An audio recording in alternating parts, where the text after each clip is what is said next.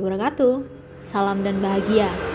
Kami dari kelompok 6 yang beranggotakan Saiful Rizal, Asif Fajar Pratiwi, Wayan Ira Sugito, dan Nurainunisa. Di sini kami akan menjelaskan tentang implementasi ajaran taman siswa pada perubahan kepemilikan konsolidasi. Ki Hajar Dewantara juga menyebutkan bahwa peran pendidik merupakan sebagai fasilitator dan motivator. Dalam mencapai tujuannya, Ki Hajar Dewantara membuat sebuah kebijakan yang dinamakan Trilogo Pendidikan, yaitu Ing Arsa Sung Tulodo, Ing Madya Mangunkarso, dan Tutwuri Handayani. Implementasi ajaran taman siswa yang dapat diimplementasikan pada mata kuliah akuntansi keuangan lanjutan 2, yaitu dengan ajaran Tringo. Taman siswa mengajarkan konsep Tringo yang terdiri dari ngerti atau mengetahui, ngeroso, memahami, dan ngelakoni atau melakukan. Ngerti berarti mahasiswa dapat mengetahui apa saja yang dipelajari dalam mata kuliah akuntansi keuangan lanjutan 2. Ngeroso berarti mahasiswa dapat merasakan materi yang dipelajari di dalam akuntansi keuangan lanjutan 2, sehingga mahasiswa dapat merasakan bahwa ilmu-ilmu tersebut dapat bermanfaat untuk kedepannya. Ngelakoni berarti menerapkan ilmu yang sudah dipelajari selama menempuh pelajaran akuntansi keuangan lanjutan 2, sehingga dapat dijadikan pedoman untuk kedepannya. A. Akuisisi interim. Perubahan kepemilikan perusahaan induk meningkat atau memperoleh atau mempertahankan kendali.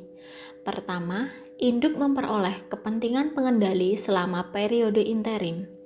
Kedua, induk memperoleh kepentingan pengendali secara bertahap. 3. Induk memperoleh saham tambahan dari NCI menurun atau mempertahankan atau kehilangan kendali. 4. Induk menjual saham tetapi memelihara kendali. 5. Induk menjual saham tapi menyerah atas kendali. Pengendalian pada akuisisi interim. Induk memperoleh pengendalian. Yang pertama, menentukan implied value dan alokasi akses.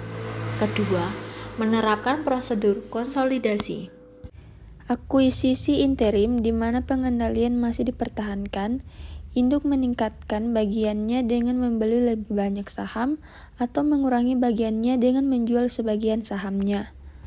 Penjualan interim di mana pengendalian dilepaskan. Induk menjual sebagian dari investasinya dan tidak lagi memegang kendali. Itu terbagi menjadi 3. Yang pertama, mengurangi investasi berdasarkan proporsi bunga yang dijual. Yang kedua, merekam keuntungan atau kerugian penjualan. Dan yang ketiga, menghentikan konsolidasi. Apakah ada keuntungan dan kerugian? Aturan dasar, tidak ada keuntungan atau kerugian yang dicatat pada transaksi ekuitas dengan pemilik perusahaan. Yang pertama, pengendalian sebelum dan sesudah transaksi adalah transaksi ekuitas. Tidak ada untung atau rugi.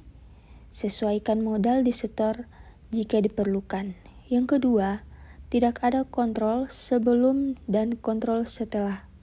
Titik akuisisi bisnis, tidak ada kerugian, merupakan transaksi gain on bargain purchase. Yang ketiga, kontrol sebelum dan tidak ada kontrol setelah. Disposisi aset, keuntungan atau kerugian telah tercatat. Laba praakuisisi. Laba sebelum tanggal akuisisi dieliminasi dari pendapatan konsolidasi dengan salah satu dari 2 metode berikut. Yang pertama, mengecualikan patan dan beban entitas anak sebelum diakuisisi dari jumlah konsolidasi. Yang kedua, memasukkan pendapatan dan beban anak perusahaan dalam laporan laba rugi konsolidasi untuk setahun penuh dan dikurangi praakuisisi pendapatan sebagai item terpisah. Selanjutnya, Penjualan interim kehilangan pengendalian. Yang pertama, memperbarui akun investasi dengan mengakui pendapatan sebagai tahun sebagai mana mestinya. Yang kedua, menentukan BV dari pecahan investasi yang dijual. Yang ketiga, membandingkan dengan harga jual. Yang keempat, catatan keuntungan atau kerugian pada perbedaan. Yang kelima, induk tidak lagi mengonsolidasikan anak. Yang keenam, hubungan itu telah dibubarkan. Yang ketujuh, induk akan menggunakan metode ekuitas atau nilai wajar. Transaksi saham anak perusahaan ada 3, yaitu yang pertama, anak menerbitkan saham untuk induk, lalu anak menerbitkan saham untuk pihak luar atau bukan controlling interest atau CE dan NCE. Tindakan anak perusahaan. Tindakan anak perusahaan meningkatkan bagian induk. Yang pertama, anak perusahaan menerbitkan saham tambahan untuk induk. Yang kedua, anak perusahaan memperoleh kembali saham dari NCE. Tindakan anak perusahaan mengurangi bagian induk. Yang pertama, anak perusahaan menerbitkan saham tambahan untuk NCI. Yang kedua, anak perusahaan memperoleh kembali saham dari induk. Tindakan anak perusahaan yang tidak mempengaruhi kepemilikan, yaitu yang pertama, anak perusahaan menerbitkan saham untuk induk dan NCA, dan anak perusahaan menerbitkan pemecahan saham atau dividen saham. Lalu pencatatan PAM. PAM memperoleh saham tambahan langsung dari Sun pada nilai buku $40 atau $20 per saham, yaitu investment in Sun 40, cash 40. Jika PAM telah membayar $70 atau di atas nilai buku, atau $30 di bawah nilai buku, hanya jumlah di entry yang akan berubah. Analisis berikut menunjukkan jumlah goodwill yang berada yang akan digunakan dalam lembar kerja konsolidasi.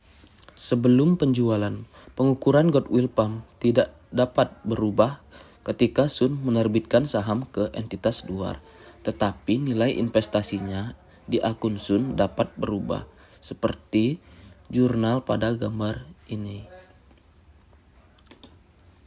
Sebelum pembelian saham Treasury, tidak ada goodwill sebelumnya.